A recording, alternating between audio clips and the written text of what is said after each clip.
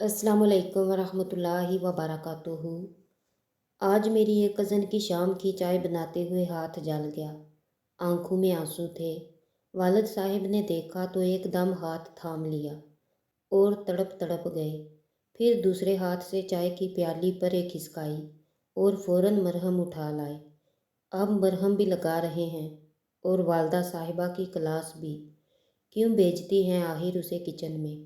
1000 बार कहा है कि इससे कोई काम ना कराया करें। उसकी माँ खुद सख्ते में बैठी थी। हाथ उसकी बेटी का जला था और करब उनकी आंखों में नज़र आ रही थी।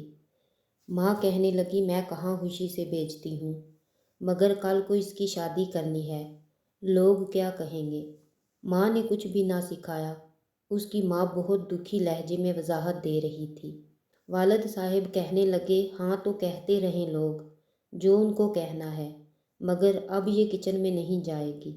वालिद साहब ने अपनी बेटी को बेसाहता गले लगाया और अम्मा को वारन भी कर दिया। बेटी को खुश होना चाहिए था, मगर नहीं हुई। वो बस अम्मा के हाथ देख रही थी, जिनके अंगूठे सब्जियां काट कर निशान ज़दा हो गए थे। कितनी ही बार उनका हाथ जला था। स्याह दाग नुमा निशान मौजूद थे, अलबत्ता जख्म मंदमल हो चुके थे। बल्कि अभी हफ्ता पहले छुरी से शहादत की उंगली पर इतना बड़ा कट लग गया था। बहुत खून बहा, मगर उन्होंने पट्टी भी ना बांधी कि बस ठीक है, मगर कुछ भी तो ठीक नहीं था।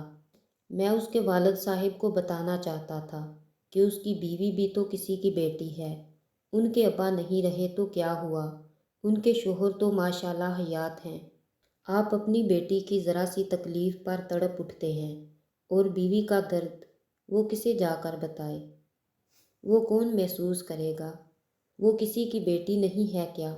काश दुनिया के तमाम मर्द जिस तरह अपनी माँ, बहन और बेटी के लिए हसास होते हैं, बिल्कुल इसी तरह बीवी के लिए भी फ़िक्रमंद हो जाएं, तो कितनी ही औरतें हकीकतन जी उठेंगी।